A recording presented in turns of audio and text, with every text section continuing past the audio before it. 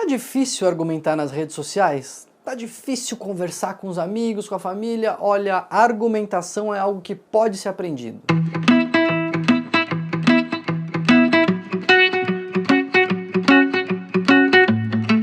Hoje eu vou falar do Exercícios de Argumentação, um livro caixinha, meu mesmo, ó, eu escrevi, Daniel Martins de Barros, lançado pela editora Matrix. Você já deve ter visto por aí, nas livrarias, esses livros em caixinha. A Matrix está fazendo isso com muita competência. E são livros que, na verdade, se você for ver aqui, em vez de páginas, são cartas. As páginas são soltas, como cartas, para a gente ir interagindo, para a gente pegando, mexendo, lendo e conversando com as pessoas. Esse aqui é sobre a arte da argumentação.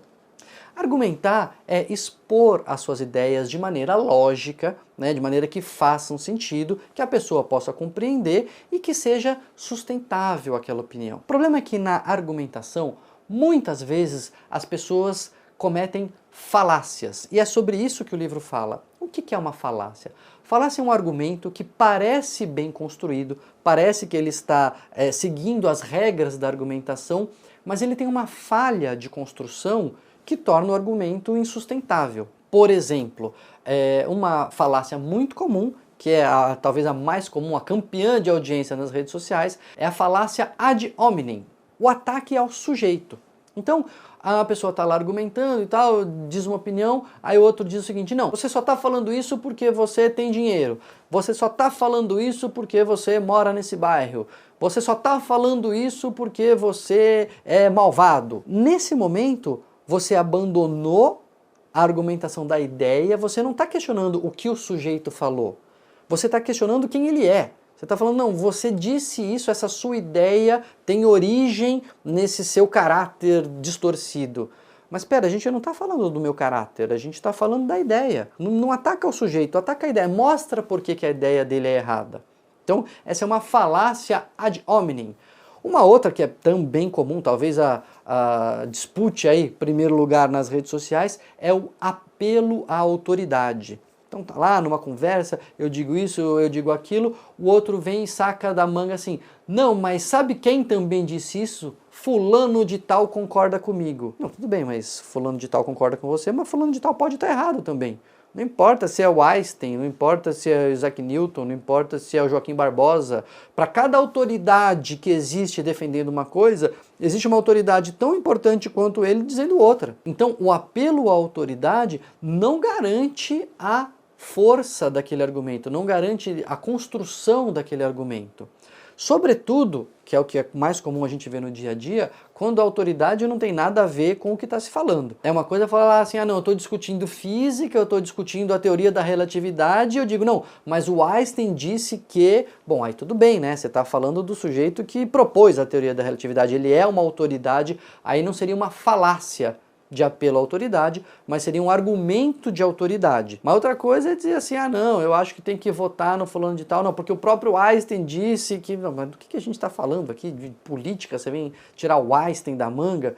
Então, como que essas cartas funcionam aqui no exercício de argumentação? Eu, no comecinho da carta, eu dou o nome da falácia, por exemplo, apelo à autoridade, depois eu dou alguns exemplos, como eu fiz aqui com vocês, e aí, o que argumentar?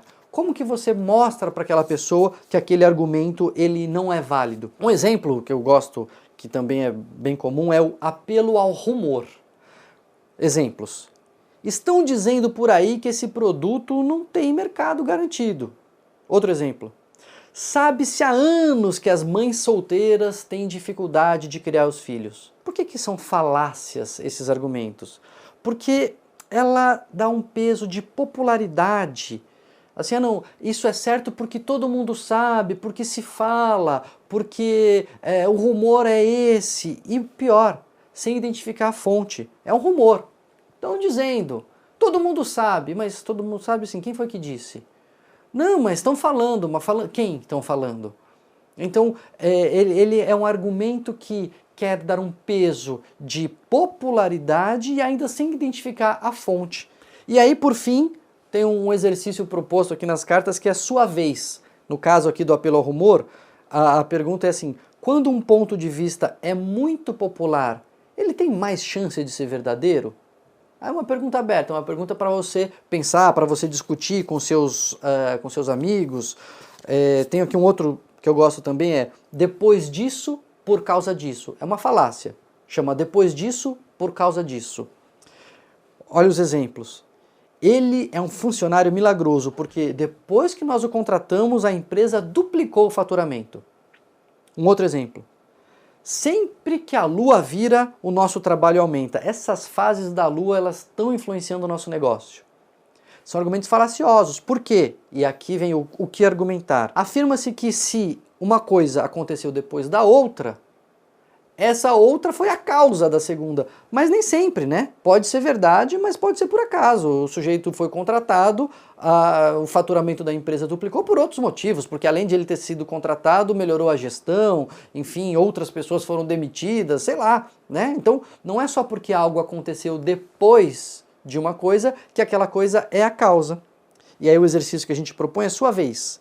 Crie um argumento em que a associação entre os fatores seja realmente de causa.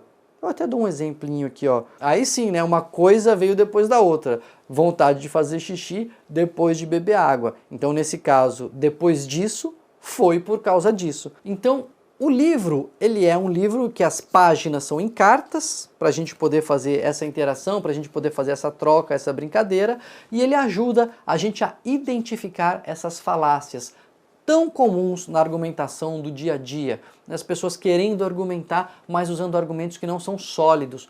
O argumento não é verdadeiro ou falso, o argumento ele é bem construído ou mal construído. Às vezes o argumento ele pode ser muito bem construído e chegar a uma conclusão falsa porque a premissa dele é falsa. E as cartas ajudam a gente a identificar isso. Quando que a gente está falando de uma premissa que não é verdadeira, quando o argumento que está sendo mal construído. Tem 50 exemplos de falácias aí, você vai se divertir e você vai identificar muitos deles nos seus debates, nas suas conversas, nas redes sociais. Espero que não identifique muito nos seus almoços de domingo. Então fica a dica aí, exercícios de argumentação, 50 cartas para melhorar o embasamento das suas ideias, que eu lancei pela editora Matrix. Espero que ajude nos almoços de família e nas conversas nas redes sociais. Por falar em rede social, se inscreve aqui, divulga o vídeo que as conversas podem melhorar.